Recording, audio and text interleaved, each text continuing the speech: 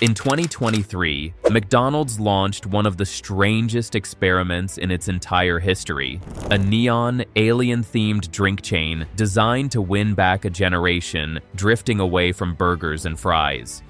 For a brief moment, it looked futuristic, viral, and inevitable. Then it disappeared almost overnight. But before I explain how this bizarre McDonald's spin-off collapsed, make sure you like and subscribe.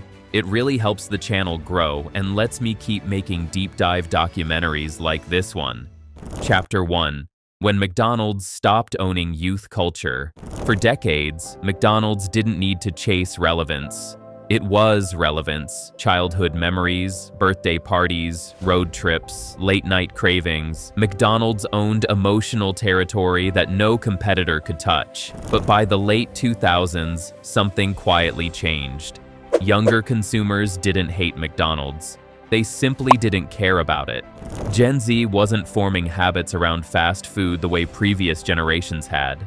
Meals were becoming fragmented. Eating was no longer a shared ritual. It was something squeezed between notifications.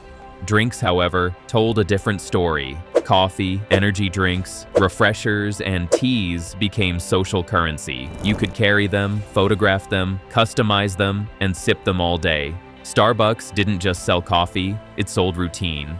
Dunkin' sold familiarity. Independent cafes sold aesthetic identity. McDonald's sold food that demanded sitting down or committing to a meal. Internally, McDonald's saw the warning signs. Beverage sales had strong margins. Viral drink moments created spikes in traffic. But under the golden arches, drinks were secondary. They didn't anchor behavior. McDonald's needed a way into beverage culture without breaking what already worked. Chapter 2. Why McDonald's couldn't fix this from the inside. McDonald's greatest strength is also its biggest limitation: scale. The company operates tens of thousands of restaurants built around one promise: speed, consistency, and predictability. Every second matters. Every added step slows the machine. Beverage culture doesn't care about speed. It thrives on customization. That created a conflict McDonald's couldn't solve internally. You can't suddenly add experimental drinks, toppings, and slow-build beverages to a system designed to move customers through in minutes. Even small changes ripple across the entire operation. So McDonald's did what it has done before when innovation became too dangerous. It built a separate universe. CosMc's wasn't meant to replace McDonald's. It was designed to protect it. A sandbox where mistakes wouldn't damage the core brand. A place to test complexity in isolation. If it worked, McDonald's could adopt the ideas. If it failed, the damage would be contained. That separation was strategic, but it came with a cost. Chapter 3. A mascot from the past built for a strange future. To signal that CosMc's just another McCafe, McDonald's reached deep into its archives. The name came from CosMc's, an obscure McDonaldland character from the late 1980s, a hyperactive alien obsessed with gadgets, deals, and chaos. CosMc's wasn't nostalgic in a comforting way. He was weird, forgettable, slightly unhinged, and that was the point. McDonald's didn't want familiarity. It wanted permission to experiment.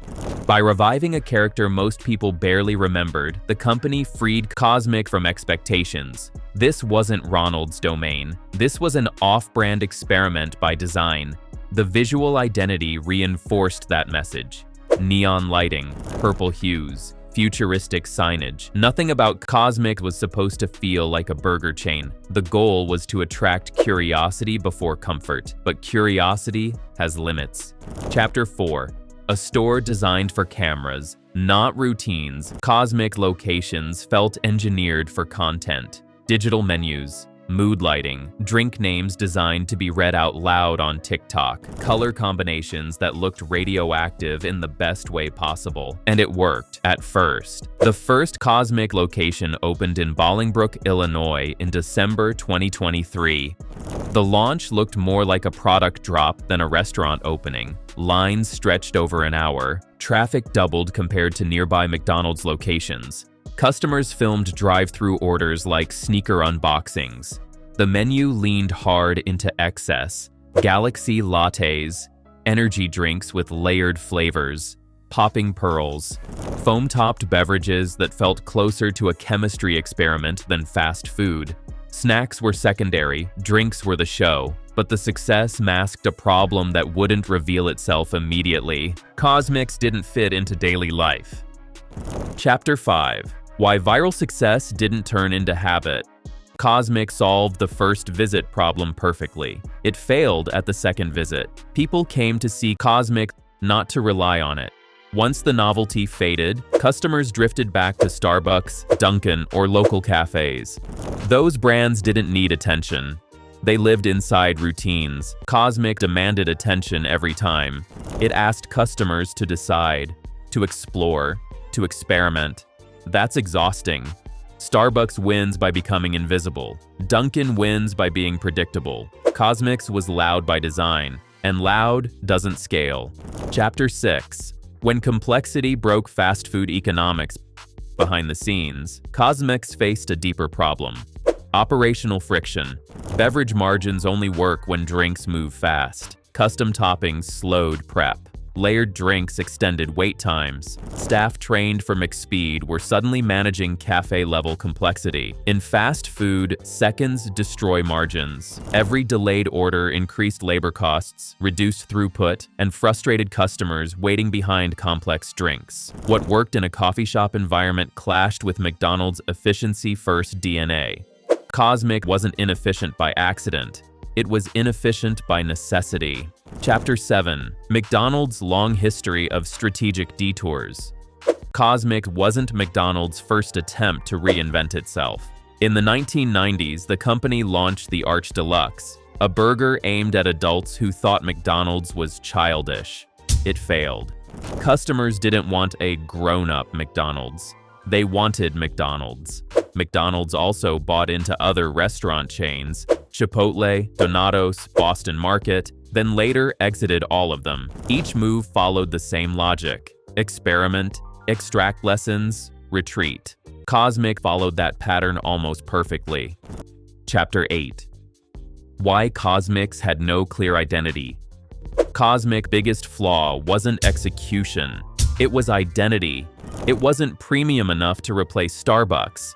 It wasn't fast enough to replace McDonald's. It wasn't familiar enough to become comforting. Customers didn't know where to place it mentally. Brands survive by occupying a clear lane. CosMc's lived between lanes. Too weird to feel safe, too corporate to feel authentic. That ambiguity killed repeat behavior. Chapter 9. The quiet exit no one announced.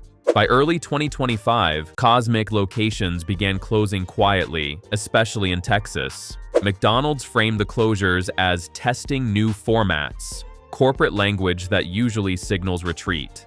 By May 2025, McDonald's confirmed the experiment was over. Officially, it wasn't a failure. It was a test.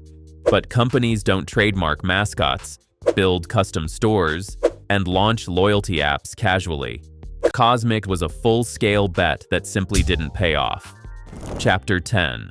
Why McDonald's still got what it wanted. Despite the shutdown, McDonald's didn't lose. CosMc's absorbed risk. It tested multi-lane drive-thru logistics. It experimented with beverage customization. It explored digital-first ordering flows without endangering its core business. CosMc's didn't survive. It dissolved into the system. Chapter 11. The McCafe comparison that explains everything. McCafe worked because it simplified coffee and embedded it into existing behavior. CosMc's failed because it complicated drinks and demanded new behavior. Chapter 12. The real lesson McDonald's learned. CosMc's proved something McDonald's had long suspected. Relevance can't be engineered at scale through novelty alone. Youth culture moves faster than corporate timelines. Virality can be sparked, but it can't be scheduled. Habits must grow naturally, or they don't grow at all. McDonald's learned this lesson without sacrificing its empire. Conclusion. CosMc's wasn't a mistake. It was a controlled burn. A strange, neon experiment designed to answer questions McDonald's couldn't afford to ask in public. And if you want another story about a massive brand misreading culture and paying the price, watch The Decline of Party City next. Now tell me, what strange corporate experiment should I break down after this?